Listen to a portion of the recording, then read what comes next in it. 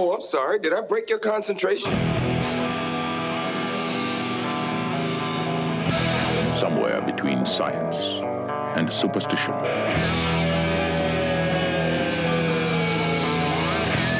We have such sights to show you.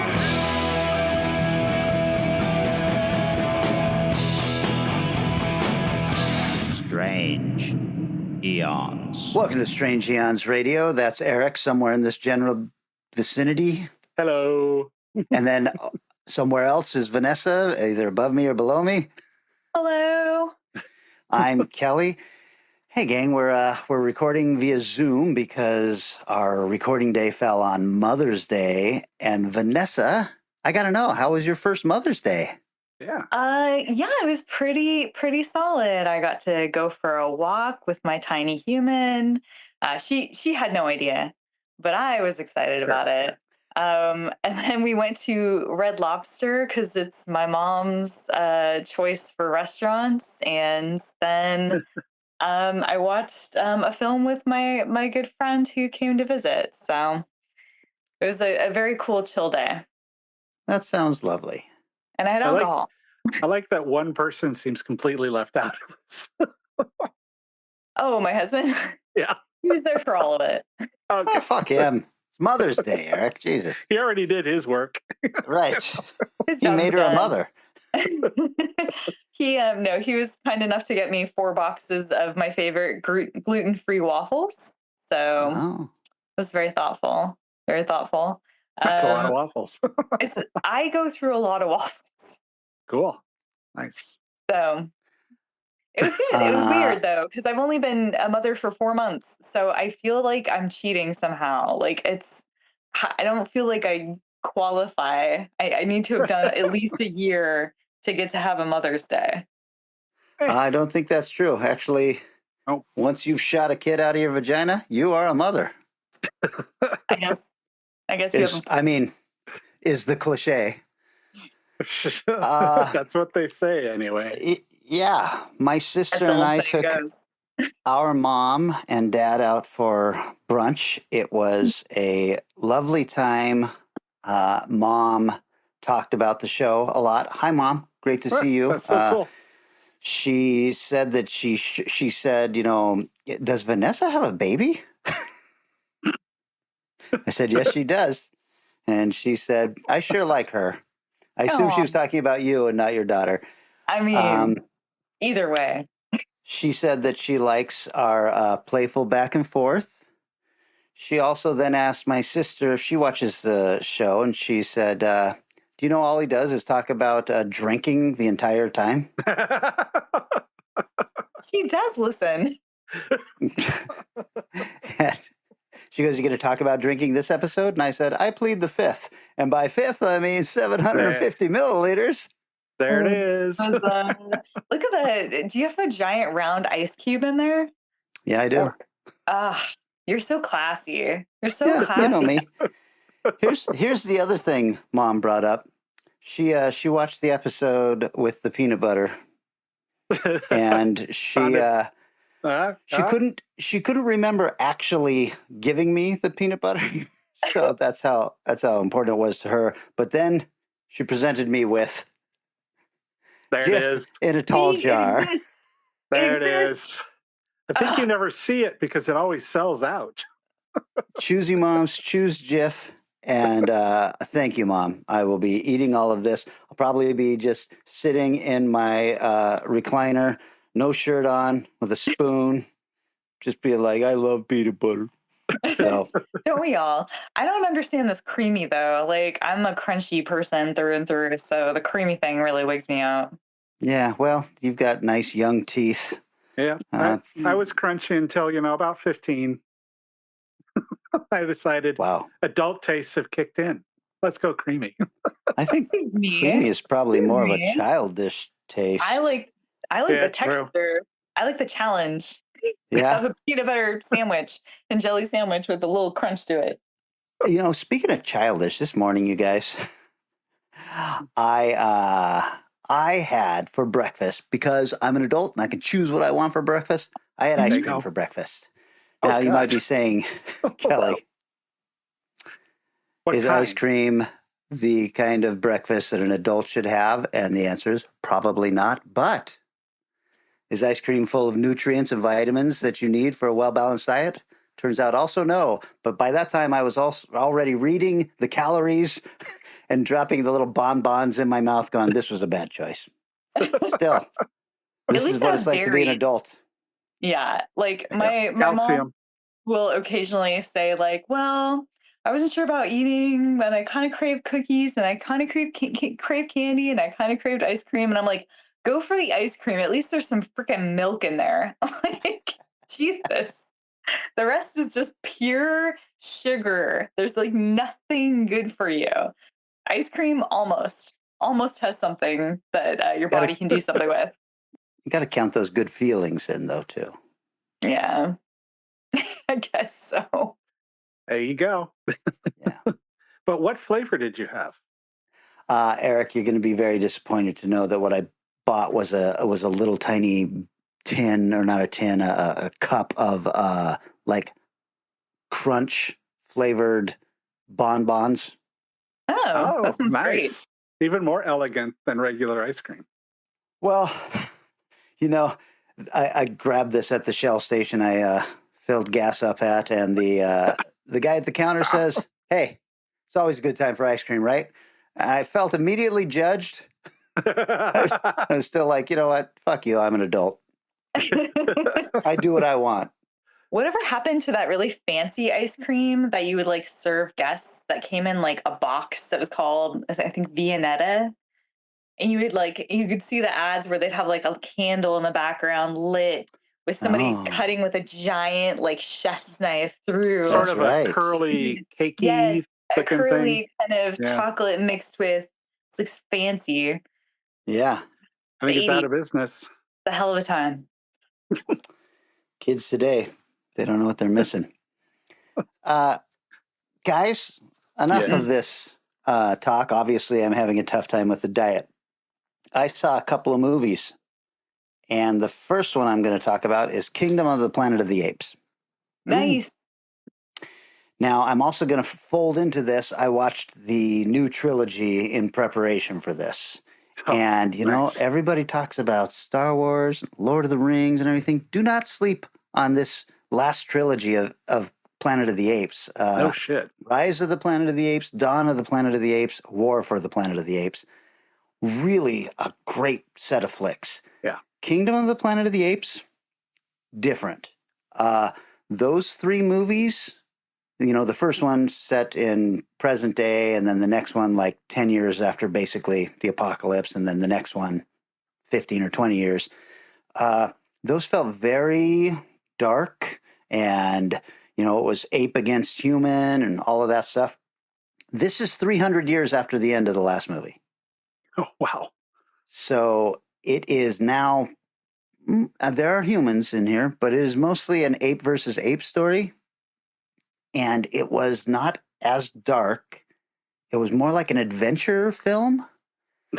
I really liked it, but it was not like the other ones. But it's obviously setting up for like a new trilogy or something like that. Yes. And I liked the characters, and you know, the apes. And it was really cool. And it is interesting having just watched those last ones, especially that first one with what's his name, the actor that everybody hates now. Oh well. Anyway, I can see James Franco. Yes, James Franco. Thank you. He was really good in that, by the way. The CGI apes in that look pretty rough, and I remember when that movie first came out, going, "Wow, this looks amazing." Yeah. And they get better over the next couple of movies, and then this one is so much better that it's kind of crazy. And I wonder if in 10 years we'll be looking at this one and going, "That looks so fake." But the uncanny valley, you know, with these apes giving human expressions, as because they all talk now and they all roll their eyes and they do whatever, you know, they look like teens. And I was, holy cow, this is crazy. It was really amazing. And I imagine most of what I was watching was basically a cartoon, but I loved it. Nice. I was able to see that last night, and I agree. It was really good. I'm so glad to hear your take on it because I have not watched the previous three since they were in theater. So Oh, I okay. am really far, like, it's just so far out of my head that I was like, I couldn't remember if the vibe was at all similar. But you are correct. It is setting up for a new trilogy, which it sounds like it's greenlit for, or at least they're writing it. So, Yeah, I would say all three of those movies are now available on like Hulu and HBO Max. So I don't think they're all on one, but if you've got those, you can watch all three, which is what I did. And really good movies. I was really surprised at how well they held up. Nice. Definitely need to go back and watch that. Um, well, I saw on the film I watched on Mother's Day was a real Mother's Day treat, Arcadian, which is Ooh. about Nick Cage as a father during the end of the world. Oh, all right, sure. Yeah, it's a little indie. I mean, like a lot of the Nick Cage movies that are out right now, it's kind of an independent film with big ideas. And it has the kid from Lost in Space in it, and it has oh god, the kid from Mr. Harrington's Phone in Hmm. it, and they're really good, really, really good. Uh, I don't want to. It's there isn't much to say about the plot. Something has happened. The world as we know it is over, and there's these monsters running around. And as the film progresses, you get to see it more and more. And this creature design is like fucking insane. I Ah. don't know if I have ever seen. I mean, it's up there with creature designs. Like it is incredible. I cannot tell you what the hell these things are, but they are freaky as fuck and we would not survive against them. So it makes a lot of sense. But you're like, are they wolves? Are they bugs? Are they like you can't even wrap your head around what these things are. So it's a lot of fun, but definitely lacked in the typical low budget ways. Like it would skip through time. You'd be like, oh my God, they got to get through the woods to get to somebody's house. Oh, I guess they're there. They're there. They just walked in the front door. Great. Like there's a lot of like, why didn't you guys have that in between section? Why is the logic here like really missing in these different places? So there's a pacing issue and there's kind of a story logic issue, but still the creatures are kind of worth it. Wow. Is it a good movie? I mean, look, yeah, I guess. I mean, it's a solid 3-star movie. It's okay. It's totally fine. The creature Out design is of really fun out of 10. 5. okay, just checking. I wasn't mad I saw it, but I wouldn't like go back and watch it again. Was this a rental? It was, yeah, but it wasn't too expensive. I think it was like $4. Okay. I think on Amazon. But it should. I'm guessing it's going to come to Shutter pretty soon because it had the Shutter logo at the start. So I don't think it's there yet. But if you wait maybe another month, you'll be able to see it for free on there. Nice. So, Mother's Day. Any of you heard of the coffee table? No. No. I'm just going to say, if you're a mom, don't watch it. Oh boy. Just telling you now, don't watch it. It is brutal. It's actually only brutal for a short period, but when it's brutal, it's like, oh my God. And then the rest of the movie is trying to hide what has happened from everybody else in the movie. And it's tough to talk about it because if you do, you knock out the whole surprise value to the whole thing. Hmm. The basic storyline is a guy and his wife go and buy a coffee table. A god awful ugly one that for some reason the husband thinks is great. And the wife is correct in saying this is awful. It's too bronze or goldish. I think they say it's fake gold covered women holding up a glass table top. It's like, dude, that's not a good table. But the consequences of getting that table are really, really rough. And it's not a first act, second act, third act kind of film. It's a this has happened and let's ramp up, and that's how the whole movie runs. It's just consequences from actions. So really well acted, really powerful. I think it's Spanish, and I rented from Prime. If you want an uncomfortable evening of frustrating tension, it is really well done. If you're a new mom, don't watch it. I'm just going to put that out there right now. I appreciate you. I appreciate you so much. My hormones are out of fucking control. And like they had 2 babies at the beginning of Arcadian because he's like, I'm the dad and I have to survive and I got these little babies. I was like, oh my god, they're so tiny. No, Do not don't destroy leave them them. alone. Yeah, no one hurt these creatures. Like, yeah, no, you're doing the Lord's work. Thank you, Eric. How did this get on your radar, Eric? Oh crap! I blanked on her name. The excellent professor teaching of horror that we both like Rebecca so much. McKendry. Yeah, she mentioned it on her Facebook post or Instagram or something about. Well, that was one of the more intense things I've watched in a long time. I thought, on the list it goes. Right. And the rental was like $2 or something. So yeah, I was like, okay, sure. So, but yeah, Would you consider it horror? horrifying. Okay. It's got that the current trend of family-based horror films. It fits into that realm quite well. So I'm sure it'll show up on Shudder because they seem to love those. But yeah, it is well done. It's definitely well done. Trauma-based horror. Okay, so then the second film, I gotta say, I had a great week of film watching, and I wasn't sure which one I was going to talk about, but I know you've seen this, Eric, and I think you might have seen this, Vanessa. It is new on Shudder, and it is called Infested. I have not. You haven't? Ooh. Oh, it is phenomenal. Really? It is scary. It is Yes. a scary movie. It is a spider movie, which is our topic for this week.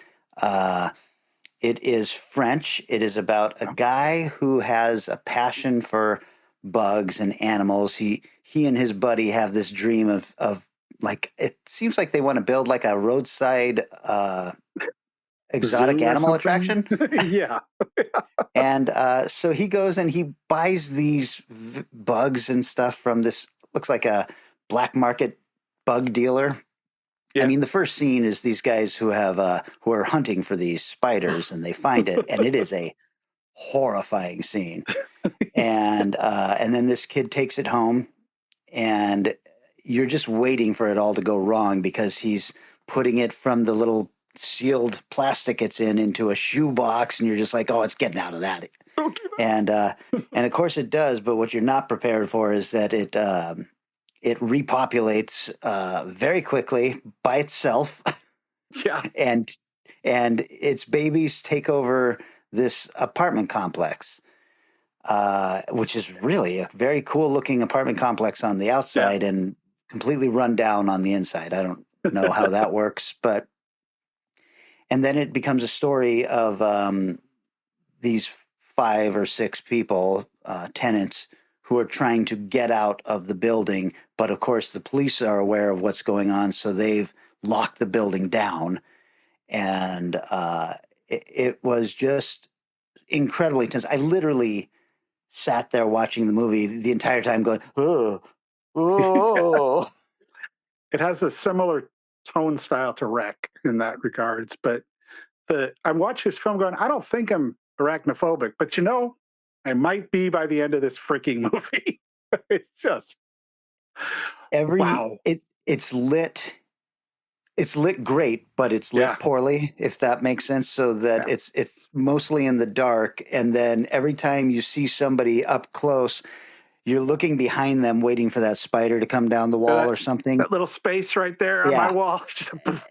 Yeah, and of course these spiders start getting bigger and bigger until they're the size of cats, and it was just scary. Think of all the spiders and all the scares of the movie Arachnophobia, but none of the humor.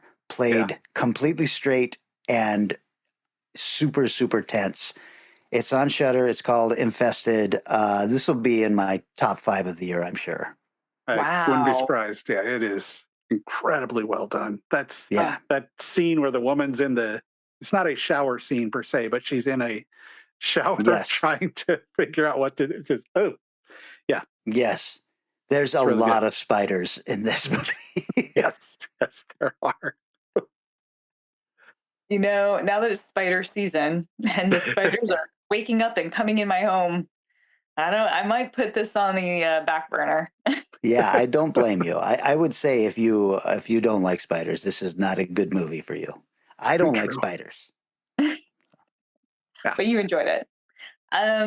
So I don't think anyone's talked about this yet, but I know, Kelly, you were interested in seeing this movie, The First Omen. Yeah, I want to see that. I still haven't. Yeah, I don't know, I had really low expectations, and this thing is actually pretty good. Like, they try very hard, very That's what I hard. heard. And I was like, oh, damn, this is not just like a Blumhouse joint. This is like, you're like in Italy, you've got like crash zoom shots. The music is epic and beautiful, very reminiscent of the original Omen score. Nice. There's a lot of like just strange interior horror happening. There's a lot of metaphor going on. I was really surprised. I was like, oh, this is this is like a good film. This is like actually a good film. So it's not perfect, but I would say for like a nunsploitation movie, it's definitely up there. That's what I have been hearing. Now, did you see Immaculate yet? I did not, because of your review. I'm afraid it's going to be so depressing that I keep putting it off. But it's on my list. I'm just curious because I know that it's a similar storyline, and it's so weird to have these two movies come out at the same time. I know exactly. It's like the beginnings of or the Antichrist or whatever. Like there were definitely a few weird moments in this film where I was like, please stop trying to like tie yourself back into the Omen. Like, don't worry about that. Like, we will assume this shit. You do not need to do that. That's his weakest points. But the actual like aesthetics of it are very good, and I will see Immaculate. I swear. Was this then a period piece? It takes place like in the early 70s or something to tie into the Omen? It is. Yeah, because it is meant to be the kind of lead up to Damien, and the lead up to the Omen film. A prequel? It is, in fact, a prequel to the Omen film. Here's the only thing it is period. The only thing I don't like about this is the title. Now, when it's called The First Omen, but there are already 3 Omens, when you're talking about the Omen movies, you go, well, The First Omen is my favorite, and then Omen 2, but wait a second, no, there's now a movie called The First Omen. Now here, maybe they knew. They were like, let me just put on my Strange Eons radio marketing hat, and I go to the billboard or the blackboard that everybody's pitching this thing, and I write the Omen, and then I make that O a big 0, right? Omen 0. See? Ooh. See? I mean, that's cheesy, but so is The First Omen. The First Omen is really cheesy. It's a cheesy ass title. I really wish they'd call it something else, like Omen bathed in blood, or Omen like the Zero-men. the womb, or I don't know what the fuck. Why couldn't it just been Omen Beginnings or Omen Origins or something like that? Something that didn't have to be The First Omen. Yeah. I already used that phrase. It was definitely part of the reason why I was like, this is going to be a piece of shit film. But I'm again so surprised it was an okay. Like it was actually a decent film, but Did yeah. you feel like they were setting it up for its own sequel, or is it just going to go right to Mm, the Omen and it was a I think it's one-off? just supposed to go straight into the Omen. If they are Okay. setting it up for another Nice. sequel, I haven't seen anything past Omen 1. So there are things that happen in this movie that I'm like, this feels like it's calling out to like Omen like 4, Omen like 6, or whatever the hell Omens they did. I'm like, I bet this leads into some really cheesy fucking Omen film that they were Hmm. like, well, did you ever wonder about this character? Well, like it did feel like that because I can't imagine they're gonna do a sequel on this thing. Never know. Only 3 Omen films, and then a Yeah. 4th one was a made-for-TV, which was not very good. But Omen 2 is excellent. Omen Yeah. 3 is not as good, but still good. So Yeah. you should watch them all. Yeah. Solid trilogy. Yeah, I will. I will investigate. I watched the first one, and it was when I was early dipping into horror, and it did that thing where I was like, "This shouldn't exist." I was new Oh, at a Catholic school. I was like, "This yes. film is like not Evil. okay." Like, Sure. Yeah. there's like, especially with all the BTS stuff like around it. I was Yeah, like, yeah. "Oh my god!" Like, I don't. I shouldn't. I mean, I watched it and it's a great film, but I was like, "There's something. It feels like there's something wrong." So it really got to me. So I never really returned to the Omen verse until now. Well, Isn't now that BTS a you're Korean singing group? I'm in behind the scenes, Eric. right, Oh, right. okay. The documentary Everybody attached and to their the DVD. fucking acronyms anymore.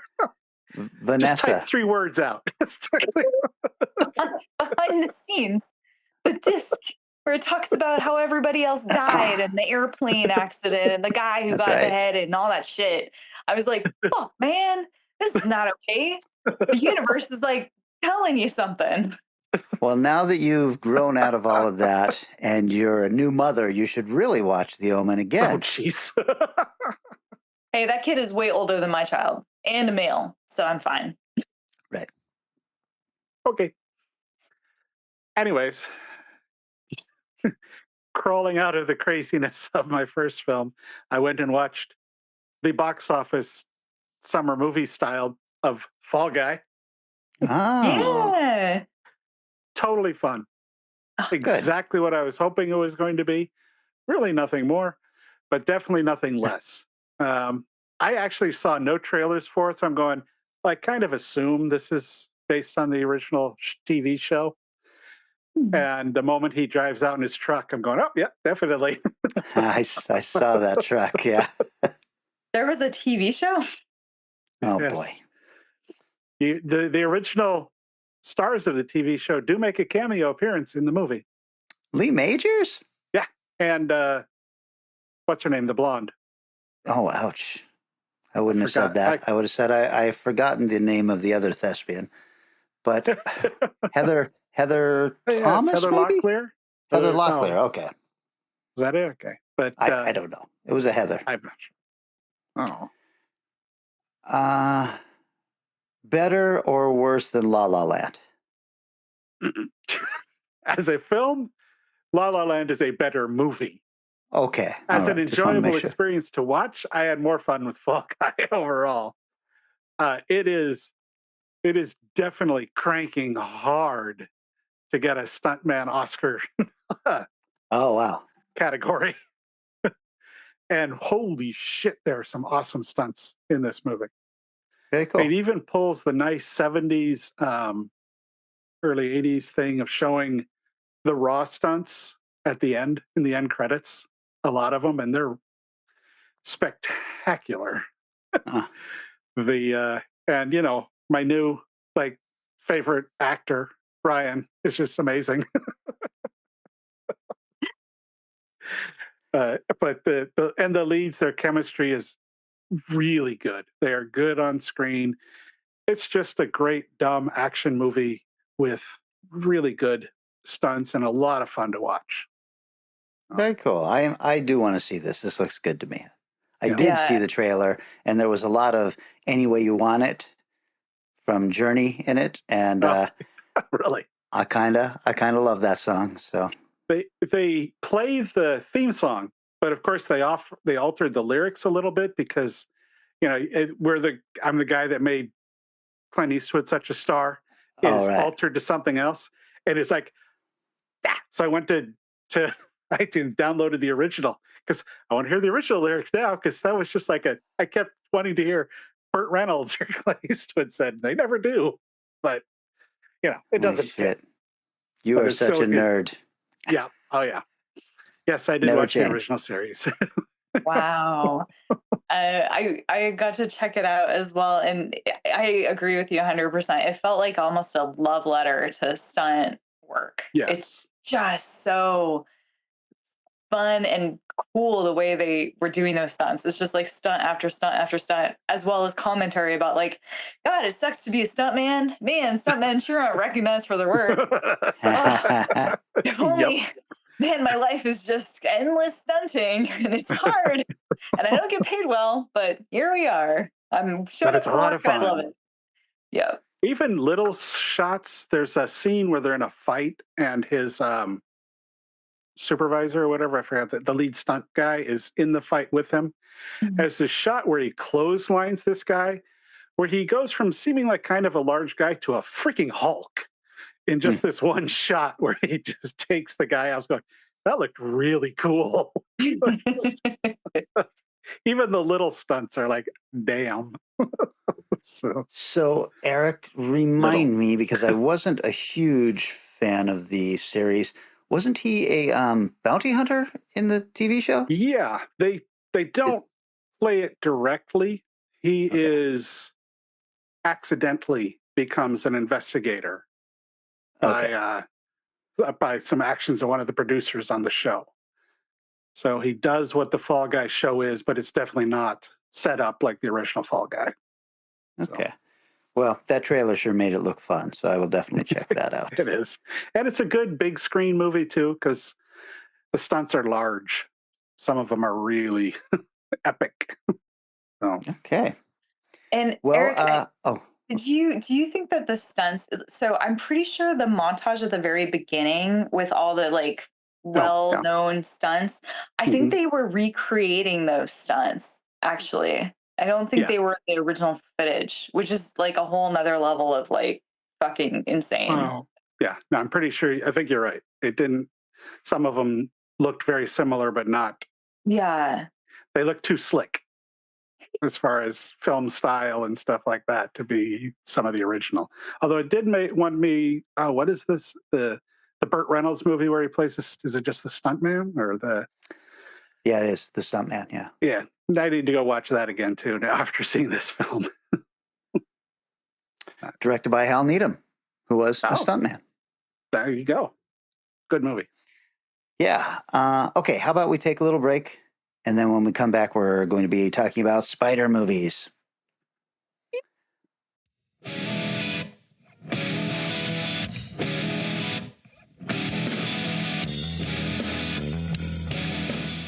It's the new Spider-Man Web Splashers collection. Black Sea Venom is out to destroy Sea Diver Spidey. Dive! Dive! You use the Web Splasher pump to make Spidey dive or surface. Pump up Sea Hunter Spidey's raft for a wild ride. It's Deep Sea Dr. Octopus. All right! He dives off his raft to go after Shark Trap Spidey, but Spidey unleashes the evil symbiote shark on him.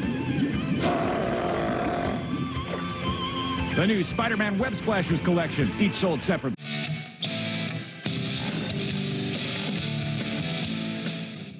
We have returned.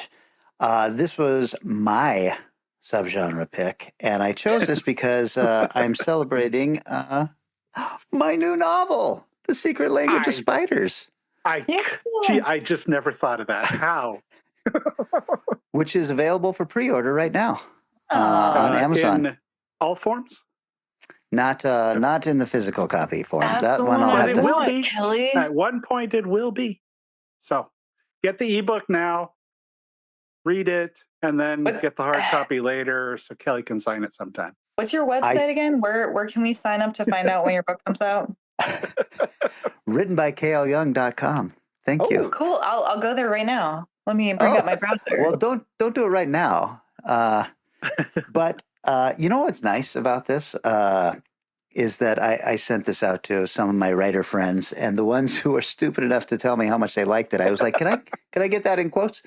And you guys, we all know Seth Sherwood, and Yeah. the blurb he gave me is insane. It's so great. Excellent. So yeah, really blessed with that. Anyway, with that in mind, I said let's talk about movies with spiders in it. And I'm going to say I think that I won already. I did not pick Infested, but I'm giving myself 10 minutes.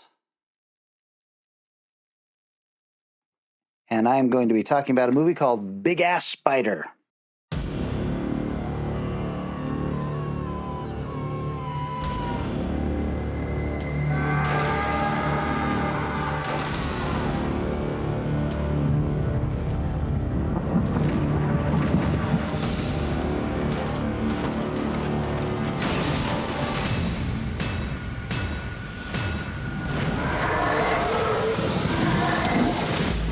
You better hide your kids, you better hide your wife, because there's a big ass spider on the loose. We're gonna need a miracle.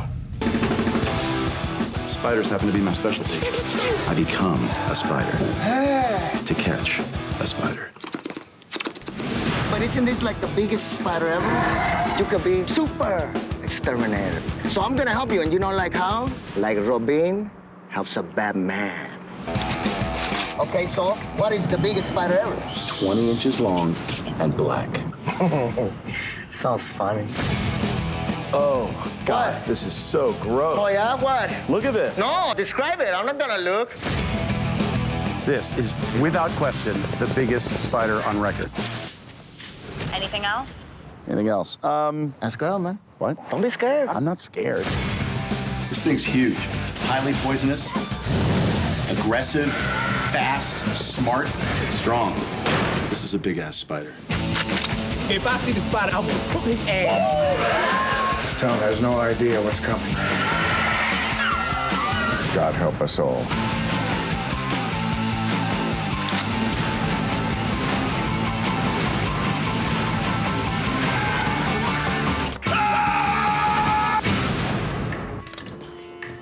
We ain't gonna kill some spiders. We're gonna kill some spiders dead. I've seen this one. So- Okay. Vanessa has not. It's from 2013. I could find no budget or box office on it. Listen to this, though. Rotten Tomatoes critics give it 78%. The audience gives it 45%. Ooh. I'm like, what did you guys watch? This What? is a great movie. What the hell? Yeah, the horror fans did not like it. It was directed by Mike Mendez, who has 11 directing credits, including The Grave Dancers, which I think is a great movie. That was one of those 8 films to die for at the beginning. Yeah. The Convent, and he put together Satanic Hispanics, the anthology movie that just came out. Mhm. He was one of the main driving forces of getting all those people together, and he wrote and directed the framing sequence. Mm. It was written by Gregory Gares, who has 8 credits, including Dark Asylum, The Beyond, and Day of Reckoning. Starring Greg Grunberg, 132 credits, including 62 episodes of Heroes, The Fablemans, and bit parts in every single J.J. Abrams movie and TV show. He is like J.J.'s best friend or something, and so he puts him, even in like The Force Awakens, you'll see him as an X-Wing pilot. He just Nice. in every single movie. It also stars Lombardo Boyar, who has 132 credits also, including Candyman Day of the Dead, Dawn of the Planet of the Apes, and Candy Cane Lane. And it also stars Ray Weiss, 250 credits, including Swamp Thing. He was the original Alec Holland in the Wes Craven Swamp Thing, if you guys remember that one. Wow. He was in RoboCop. He was in Dead End, that great Christmas movie, and 18 episodes of Twin Peaks as Leland Palmer. Also starring Lynn Shay, Alexis Kendra, Claire Kramer, and Ruben Pila. So, first, the title credit rolls up on the screen. This is how you know it's already going to be a joke. And it says in big bold letters, biggest spider. with an exclamation point. So it's not a big ass spider, you guys. It's biggest spider. I thought it was cute. And then it goes into a scene where we see like this King Kong sized spider on the side of a building fighting off jets and helicopters. And then we get a 24 hours earlier. And we meet Alex, our protagonist, who is a good hearted exterminator working in Los Angeles. He is strapped for money, and we get a nice save the cat moment when he helps an elderly woman catch a rat. And we find out he is not going to kill it, but he is going to release it in the park. Also, she has no money to pay him. This is Lynn Shay, of course. She has no money to pay him. She is softly flirting and hitting on him, and she pays him with a fruitcake, which he accepts graciously and then throws on his passenger seat right next to a bunch of other untouched fruitcakes. So we know that this is a good guy who does stuff for people, even though he's not getting paid. However, he is then bitten by a spider and taken to the hospital, where he attempts to get a date with a very pretty doctor that is helping him, and she blows him off. Meanwhile, down in the morgue, a rodent-sized spider crawls out of a dead body and then bites the mortician. And since Alex, our exterminator, is there, he offers to take care of the spider in exchange for them clearing his hospital bill. So he and the hospital security guard, Jose, head down to investigate, and he's crawling through vents and such. And meanwhile, there's this gigantic spider. It's the size of a rat, right? And it's crawling just out of scene every time he turns his head. It scuttles some way. So he has no idea what he's up against, and he's thinking he's looking for a little spider. Also, meanwhile, a military task force has shown up, and they want to examine the dead body that the spider had crawled out of. It turns out that this spider was probably a military experiment, and they are here to capture it again. The spider, meanwhile, is traveling from floor to floor and growing exponentially bigger. And by this time, it's the size of a dog. It has killed a patient, and Alex has bumped into one of its webs and discovered accidentally that it is highly flammable, the web. Yeah. So he finally has a confrontation in the hospital basement with the spider, where he is horrified to see what he has been chasing. And the spider is about to kill him when it is driven off by Carly, who is a female soldier with the military task force. He is, of course, immediately smitten with Carly, but she wants nothing to do with him. So Alex and Jose, realizing this might be the most important moment in their lives, decide to pursue the spider on their own. They track the still-growing spider to a public park where it kills dozens of people in a pretty great scene, a bunch of people who are having picnics and all this. And then this spider just comes out and starts skewering people and throwing it in their mouths and then wrapping them up and doing all this stuff. It's a really great shot. And Alex and Jose get the spider to chase their truck, and they lure it to where the military has set up this roadblock. And a huge firefight ensues, but the spider escapes into the nearby woods. Carly, our female soldier, and a group of her soldiers pursue it, but the spider ambushes them, kills most of the soldiers, and captures Carly, dragging her off to its lair. After Alex and Jose demand answers, the commander of the task force reveals that they discovered alien DNA and hope to use it as a growth hormone. However, a spider's nest was hidden in some test fruit, thus exposing the spider to the alien DNA and triggering its rapid growth. It is also revealed that the spider will soon start reproducing based on its size and their studies of the alien DNA. The clock is ticking. Yeah, it is. Will Alex and Jose save Carly and the other soldiers before the baby spiders hatch or the military airstrike hits? Will Alex and Carly realize that they can destroy the spider by shooting a rocket at her apparently very flammable spinneret? And will you want to stay for the mid-credits scene where Carly calls Alex to tell them they have another problem before cutting to a gigantic cockroach climbing the Statue of Liberty? This is a silly and super fun movie. It is funny, it is clever, it is creepy, it is really well acted, and a great way to blow 93 minutes. I have some trivia. This is what I love about filmmakers. To cast extras for the film, Mike Mendez used people from his Facebook friends list, as he did not have enough money for paid extras. Solid. Yeah. The extermination company that Alex works for is an actual pest control company in California, and they use the company's real phone number on the side of his truck as well. The jogger, in quotes, played as himself by legendary B producer Lloyd Kaufman of Troma Films, was originally listed in the screenplay as Handsome Jogger, but was renamed when Kaufman, who was visiting Los Angeles, agreed to cameo in the film to just Jogger. Jogger. And then finally, in the segment Sweet Tooth from the movie Tales of Halloween, remember that from about 8 years ago, that anthology? The Sweet Tooth segment, directed by Mike Mendez, Greg Gunberg and Claire Kramer reprised their roles of Alex and Carly, now a married couple with a son, and Grunberg is also seen wearing the same exterminator coveralls he wore in this movie. Nice. Big Ass Spider is my movie. I think it is well worth a watch, and it is free on Prime, I believe. Cool. Excellent. I've got 2 minutes left because I'm a fucking pro, but I'm going to turn the buzzer off right now. You're not gonna just give me 2 extra minutes? Is that what you're saying? No, that's not how the game played. 10 minutes. All right. Okay. Ready? So, spider movies. I went with something that I have seen and enjoyed in the past, which is not arachnophobia, but in fact the 1977 classic Kingdom of the Spiders.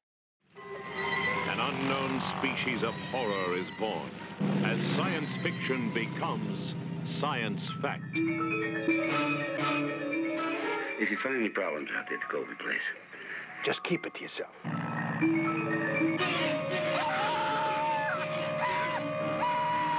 he's over at Colby's. He's found another 20 or 30 hills just like the one we burned.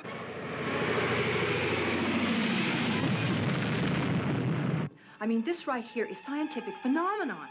As you know, all species of megalomorphs are cannibalistic.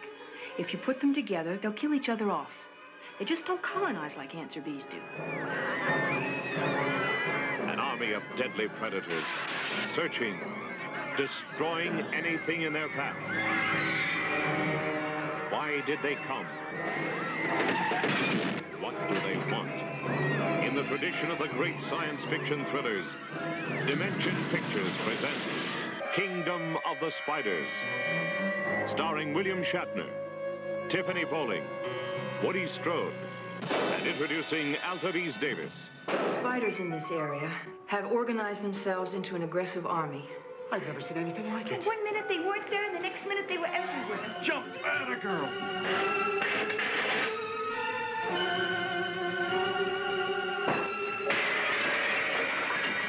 Listen, there's thousands of them out there. We'll never make it. Why haven't we heard from the sheriff? He must know we're trapped in here. I'm telling you, I don't think we should chance it.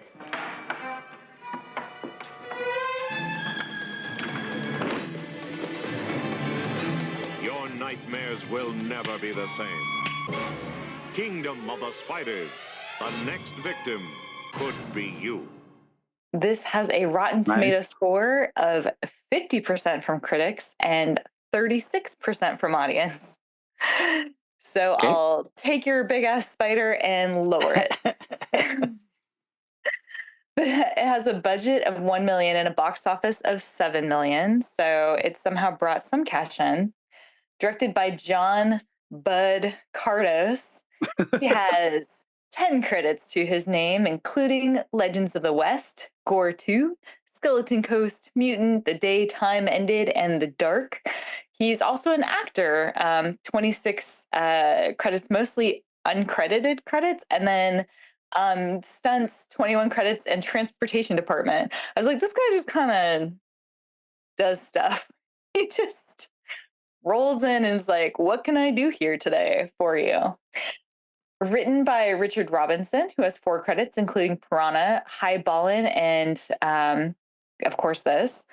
Alan Kalu, who has 28 credits, including a lot of TV, like Man from U.N.C.L.E., Behind Closed Doors, and thriller plus TV movies. He acted in 84 roles, though, so he's also a jack of all trades. And Jeffrey M. Sneller, who has 2 credits to his name, starring Mr. William Shatner. 256 credits to his name, including Star Trek as James T. Kirk, 101 episodes of Boston Legal, 90 episodes of TJ Hooker, and most recently, voice in Masters of the Universe Revolution of Keldor, and also the voice of the Grand Pair in My Little Pony Friendship is Magic. So I was not aware. How was I? It also stars Tiffany Bowling, 37 credits, including The Candy Snatchers, The Wild Party, and a lot of TV walk-on roles, and Marcy Lafferty, Shatner's then wife, of one of 4 marriages, and apparently the longest who had been married to him. She has 29 credits, a lot of TV one-offs. The film Crash, but not that one. The Daytime Ended, Airplane 2, the sequel, and Vivian Lee in the movie Vivian Lee. And Woody Strode is in this too. 91 credits, The Quick and the Dead, Once Upon a Time in the West, Spartacus, The Man Who Shot Liberty Vance. Really cool Black actor. So there's also just a ton of like kind of semi-recognizable people here and there. It's definitely an ensemble kind of cast. The plot is Robert Rack Hansen is a flirty veterinarian who has a thing going with his dead friend's wife, Birch, and is a proxy father to the child of his dead friend. There is a awkward flirting scene. I should point out that Birch is played by his own actual wife, and they have the worst on-set chemistry. Shatner and Marcy. They're like at one point like lassoing each other because they're in Arizona and they got like cowboy hats, and he's like, oh, we gotta tie up this cow so we can shoot him with meds, and then he ties her up and then they wrestle, but it's like really aggressive and you're like, ugh. And then he's like grossed out by her and like walks away and he's like, you just need to get over him, I'm not him, blah blah blah. And I'm like, this took a real fucking turn, sir. Like, all right. Meanwhile, in the town, a man's prize calf mysteriously dies. And of course, Rack, being the vet in town, is sent off to see what did it.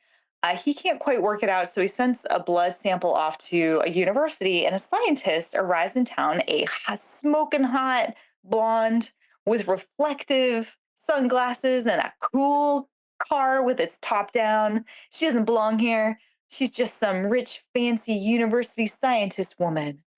But she's going to hang out with them anyway. So she informs him that the reason that the calf died is that it had a venomous spider bite. And the town mayor is very insistent that he doesn't want this town to go into quarantine, whether it's, disease or whatever is going on. He doesn't want it to go into quarantine because the upcoming county fair is happening. And it's very important. They do 4th of July. you gotta have it happen, dang it.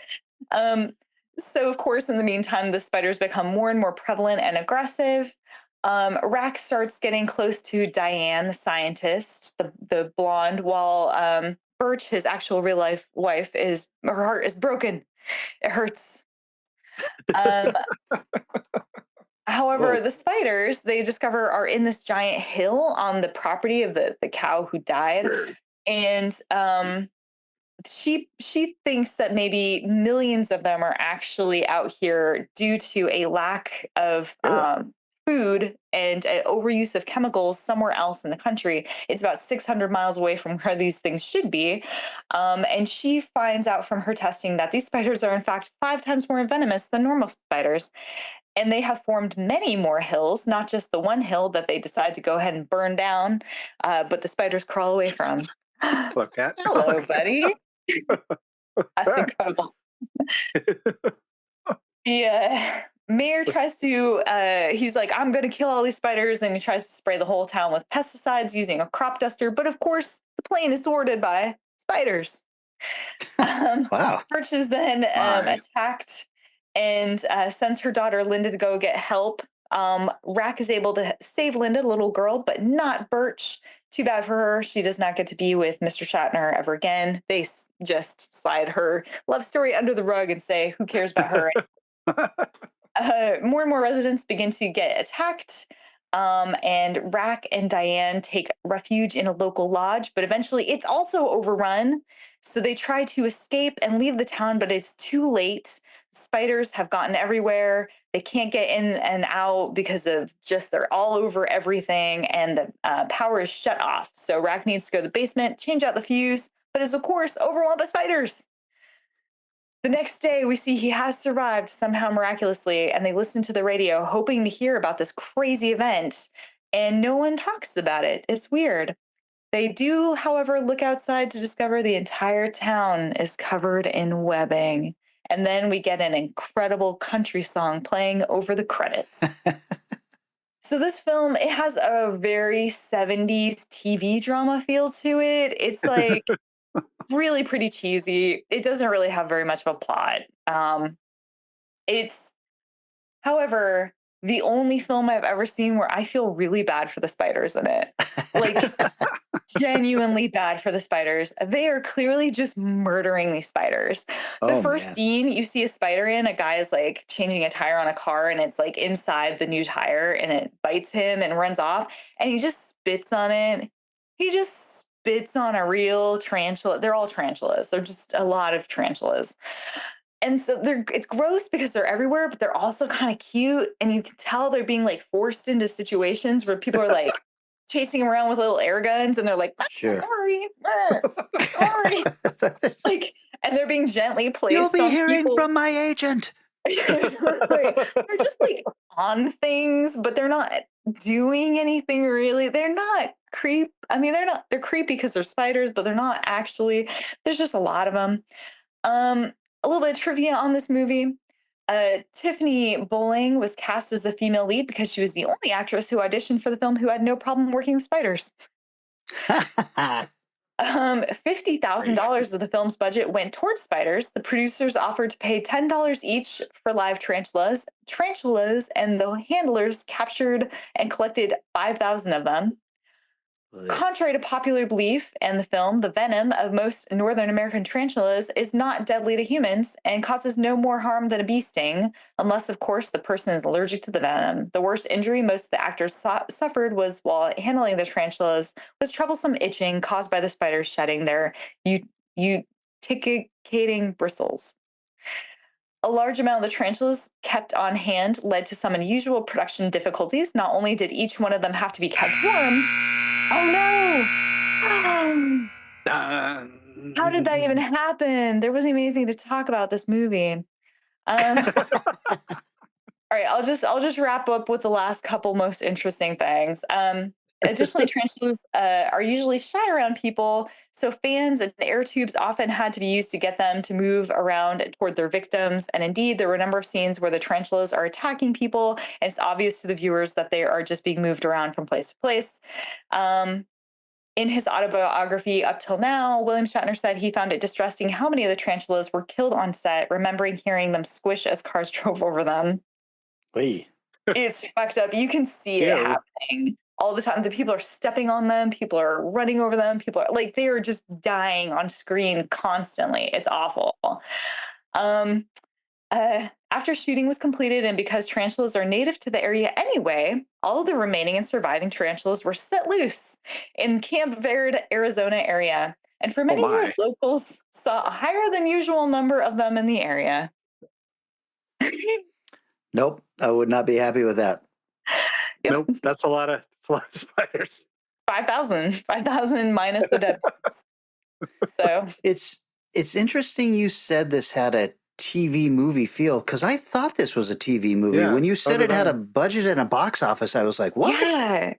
I didn't see anything on there about it being a TV movie. It did really, really feel like it though. And since it had a box office, I just assumed, okay, they must have released it into theaters, but it really, really felt like it. Well, it is a classic, but not very good. Got the Shatner. Shatner is just hitting on everybody very aggressively and in a slightly gross way. Even though he's not like unattractive at that point, it's just like, Yeah. dude, But you're a vet. But what was he Chill. doing in the movie? One of the trivia items was that the lead actress was like, William Shatner was hitting on me and flirting on me a lot openly on set with his wife right there, because she was also starring in the film. So Right. He was like, honey, don't worry about it. Why don't you go take a swim in the pool? I gotta work on my next divorce. Wrong wife, but yes. Oh, that was the wrong wife? Okay. He actually divorced this one.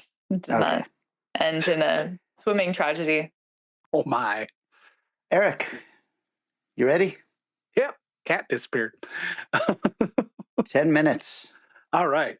So you said you thought there might have been a made-for-TV movie. Well, mine was a made-for-TV movie. Tarantulas, the Deadly Cargo. A savage invasion brings terror to a peaceful town. Claude Aiken stars Tarantulas, the Deadly Cargo. Wednesday at 9, 8 Central and Mountain. 1977. I'll see your Rotten Tomatoes scores and lower you. Oh. No ratings from critics and a 13 from the crowd. So no real budget or box office available for this because it's made for TV. It was directed by Stuart Hagman, best known for his 3 episodes of Mission Impossible and The Strawberry Statement. Written by John Groves, who wrote Bagel, Adventures in Time, The Golden Seal, and 15 episodes of Emergency, with an exclamation point. Gurdon Trueblood, now there's a name, who also wrote Amazons, The Savage Bees, Ants, and Jaws 3D. Oh. Starring Claude Akins. Movies The Curse, Tentacles, Rio Bravo, Battle for the Planet of the Apes. This is a 237 credits kind of guy. Tom Atkins. Oh, nice. Halloween 3, Trick, Drive Angry, and Seducing Every Woman He Ever Worked With in a Movie. Except for this one. And Howard Hessman. Dr. Johnny Fever from WKRP, which he appeared in 89 episodes, which I'm guessing is all of them. Right. Also, Head of the Class for 92 episodes. Charles Frank, who's in The Right Stuff, and most every 70s and 80s TV show at one point or another. And Deborah Winters, who is in The Winds of War and Blue Sunshine. So, a little weird one there. Also got Aptingle with 201 credits, including Muppets from Space, The Quick and the Dead, Batman, 1989, and Hang 'em High. And finally, Burt Remsen, another 200 credit guy from Code of Silence, Maverick, Nashville, and Humanoids from the Deep. So this is a who's who of people that have been in a lot of shit. And this is a 70s movie. It opens up with the music that you go, yes, this is a 70s TV movie. There's a couple of businessmen got a whole lot of coffee beans that they need to get across the border. But they're going to fly them over, but they can't afford the fee that the law is getting them to pay. So they agree to fly 3 men illegally on the coffee beans. So they pay that off. And as they're taxiing down the runway, these 3 guys jump out of a Jeep and jump into their plane, and all is good to go. But hey, guess what? These beans have tarantulas in them. Many of them. The 3 guys who jumped in the back are basically dispatched of in short order in this film. But the plane hits some pretty bad weather, shakes and rolls and pisses the spiders off. They got more trouble. The plane ends up landing in a tiny little, or trying to land in a tiny little airport, and actually crashes in a field. And then those guys all die. So Howard Hessman and Tom Atkins are out of the film already, unfortunately. Wow. But, yeah, they're the pilots of the plane, so they're both gone. Oh my God. Now the small town moves to your usual, hey, here's the guy, here's your doctor, here's your fireman, here's your young guy with the tow truck and his girlfriend and, all that kind of stuff. There's a gas leak on the plane for some reason, which leads to the whole thing exploding, but, sort of exploding, and of course, not killing any of the spiders. Um, from this point, the movie kind of drags, you might say, as they sort of introduce the spiders having to travel from where it crashed into the town. So you see a progression of people being taken out by the spiders as they move into town. I got to tell you, this movie goes dark. The family whose airport they tried to plane in, they kill his kid. Oh. I was like, whoa. But I got to tell you, the amount of spiders that appear in this movie, that little plane would have had to have been filled top to bottom with spiders, because there's a lot of them by the end. But they've discovered this is an orange grove area, so they've discovered the orange factory plant, so they're all hanging out there. They have 13 hours to save the orange crop, which is the largest crop they've had in years and could save the whole town. Will they do it? Really? That's what the stakes are in this movie, is the orange crop? Yeah. And, it's killing people, but they really don't go into that. They only kill a few people. It's no county fair, so. Came by its 13%, honestly. Yep. So this has some great footage of spiders crawling through beans and stuff. It didn't feel as spider exploitative as you were describing for Kingdom of the Spiders. I don't recall seeing any of them get squished. They use wasp sounds to neutralize the spiders, and they're not going in and like crushing them with shovels and stuff. They're just sort of scooping them up and putting them in the buckets. So it's not really mass destruction of spiders. So I guess that's nice. But they do say these are banana spiders, which they're not, because they look nothing like banana spiders, except for one tropical banana spider that kind of has a passing resemblance to tarantulas. Are they venomous? According to AZ Animals, although their bite can be painful, banana spiders are not deadly and are generally not seen as a serious threat to people. However, according to Medicine Net, fatalities from the bite of banana spiders are rare if you're close to a well-equipped hospital. However, people bitten by this spider must seek immediate emergency treatment because the venom is possibly life-threatening.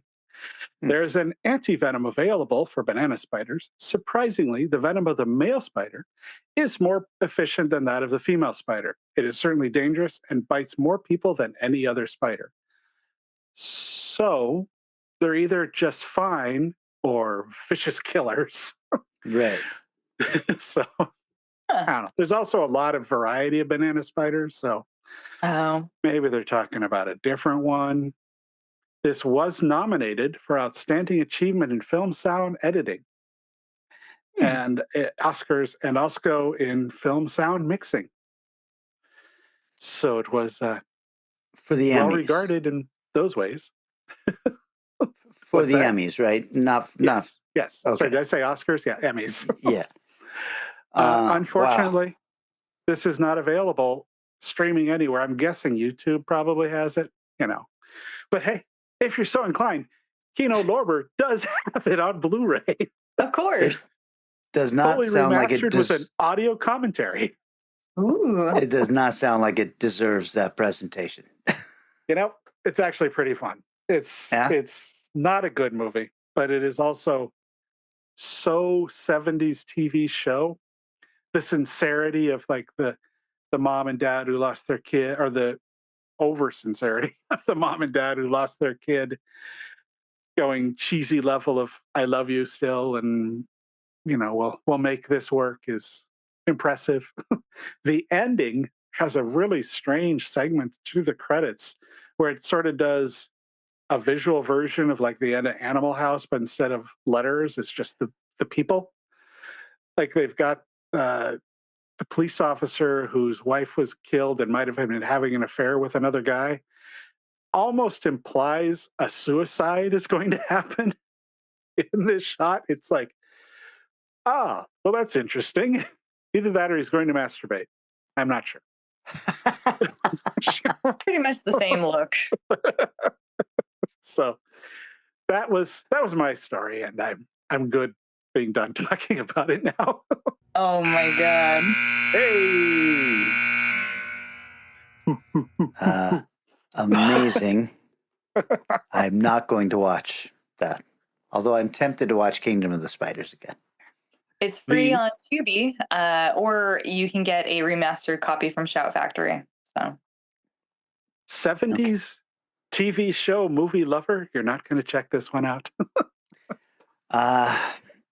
It sounds really bad. If Howard Hessman was the lead in it, I would be all over this. Yeah, I was real disappointed because I'm looking through the IMDb credits, like, why are Tom and Howard not first listed in this group? Oh, that's why. What year was that again? 77. 77. Okay. Same year as mine. Here. Oh, is there was something going on. Spiders going on. Yeah. That's right. You know. Well, cool. So I believe then, Eric, it's your pick for the next subgenre? Sure. All right. That sounds right. Yes, it is. I was like, I think it's yours, although, yes. you know. Oh, no. It's Vanessa's. Oh, okay. You're up next. All right, well. All right, Vanessa. In which case, I'm going to go ahead and throw out there the concept of a Jesus movie or a God movie. So I know only because there's a specific film that I would like to cover. I'm not asking us to get all Jesus freaky, but it's got to be about Jesus, starring Jesus, about a god or a deity, starring a god. Are you going to watch God Is Not Dead, part 1 or 2? I forgot that existed. I've been tricked into so many Jesus movies, like by the Jesus people, not like actual movies about Jesus. And let me tell you, it's always a disappointment when you get there and you're like, oh no, they're praying. Okay. By the Jesus people. Okay. It's a specific subset of Christians who also like try to get box office hits. I don't know. Yeah. Well, I don't love this topic, but I will go along with it because I love you, Vanessa.